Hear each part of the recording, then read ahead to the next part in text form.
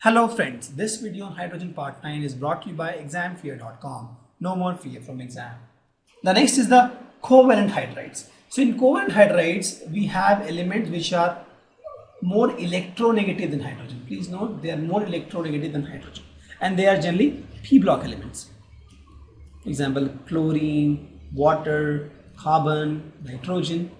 And with this, they form a covalent bond. Please note, they form a covalent bond. For example, we talk about HCl's, chlorine has 2, 3, 4, 5, 6, 7 and hydrogen has 1. So chlorine want to take 1, hydrogen also want to take 1. They will do a covalent bond here. So hydrogen will share this atom with chlorine and chlorine will share this atom with hydrogen. So they have a covalent bond and that's why they are called covalent or molecular hydrides. Correct. And there are three categories. One is the electron deficient hydrides, which has less electron. The other is the electron precise, and the other is the electron rich hydrides. So let's discuss this. So we talk about electron deficient hydrides. So these hydrides, they have less electrons. For example, if you draw the structure of BH3, so let's draw BH3. B has 3 electrons, hydrogen has 1 electron. Correct. So now if you want to create a structure of this needs 8 electrons to get formed, right? So it will take H, it will form with 3 hydrogen. So this hydrogen needs 2 electron, it will form a pair. This needs 2 electron, form a pair. This needs 2 electron, form a pair. So now if we count the number of electrons which are there with B, right? Boron, it has 2 plus 2 plus 6. So boron has 6 electrons. How many electrons it needs to become stable? 8. So it is not stable, right? So what it does is, in this case, generally they don't exist in BS3, but they exist in B2S6 form. So if you see here, this is boron, this is boron, this is hydrogen, hydrogen, hydrogen, hydrogen, hydrogen, hydrogen. So if you see, the way it exists is, I have this boron, I have this boron. So this has 6 hydrogens here. So this pairing is done, we have seen here, BH3, right? So it has 6 hydrogens. So what it will do is, this guy will also pair with this hydrogen, and this guy will also pair with this hydrogen. So now this guy has 8 electrons here, right? 2 from this, 2 from this, 2 from this, 2 from this, 8 electrons. This guy also has 8 electrons, 2 from this, 2 from this, 2 from this, 2 from this. Total it has 8 electrons each. So thus, in this case, BS3 doesn't exist actually, it exists in B2S6 form. Similarly, ALS3 also doesn't exist, it exists in Al2S6 form. Right? So they are electron deficient hydrides. If you talk about BH3, they have less number of electrons than required to attain the stability. Correct. The next is electron precise. For example, CH4, if you form the structure of carbon, there has 4 electrons here, hydrogen has 1 each. So each of the hydrogen will form a covalent bond. So now if you see, the carbon has how many electrons? 1, 2, 3, 4, 5, 6, 7, 8, right? 4 itself and 4 from hydrogen. So 8. So exactly 8 electrons. So they are happy. They have exact number of electrons they look for.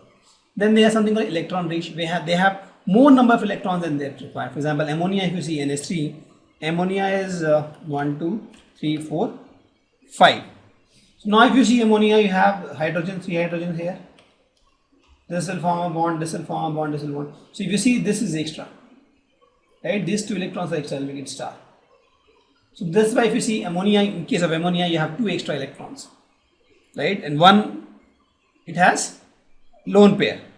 Same thing with H2S, if you find sulfur, 1, 2, 3, 4, 5, 6, and you add hydrogen here.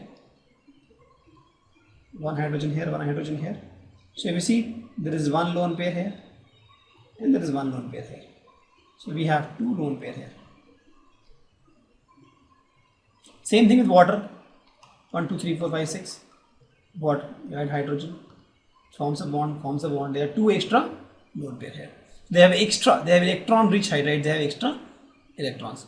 So hope you understand. Electron rich have extra electrons, for example, water, sulfur, ammonia. Electron precise is exact number of electrons required. They don't have extra unpaired electrons. Example, methane, SiH4s. And then electron deficient is something which has less number of electrons. than required. So it doesn't exist in BH3 form. It exists in BH3 to the power n form, where n can be any number, so you can form a big structure so that it becomes stable. Correct. So let's take some examples here.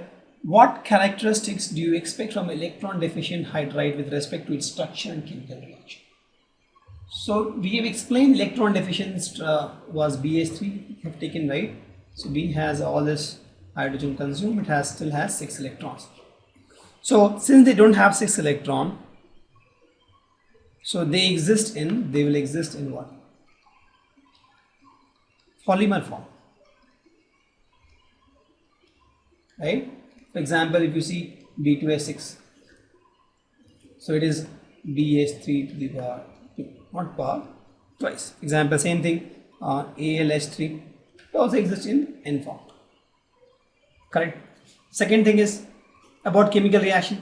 So since they are electron hungry, right? They are electron hungry because they have less electron. So they accept electron. If they accept electron, they are what? Lewis acid. Right? Because Lewis acid is something which is electron hungry, they accept electron. So they are Lewis acid. Now let's understand the covalent or the molecular hydrides characteristics. So they are soft. They are soft and they have low melting in boiling point. Why? Because they have weak interparticle force, covalent bond. The next is they are poor conductor of electricity. Yes, because they don't have iron. If you talk about NaH, sodium hydride, they have ions. But if you talk about NH3, they don't have any ions. They're all covalent bond, right? So they don't have any ions to conduct electricity. So they are poor conductor of electricity. If you talk about solubility, so they are more soluble in organic covalent. Why? Because they are covalent bond. So since they are covalent bond, in ionic bond they are more soluble in water, but in covalent bond compounds they are more soluble in organic solvent. They undergo thermal decomposition. If you heat it, it breaks. They are strong reducing agent. Also, some of them liberate hydrogen when they react with water. So when you react with water, they give hydrogen gas. And if you see in a given row, the covalent hydride become more acidic when you move from left to right. So if you see, these hydrides are more acidic. This is less acidic. So if you see, CH4 is less acidic, ammonia is more acidic. Thank you. Visit examfear.com to watch free educational videos, try free online tests, get the best quality study materials, study from the best tutors and mentors, and much more. Thanks once again.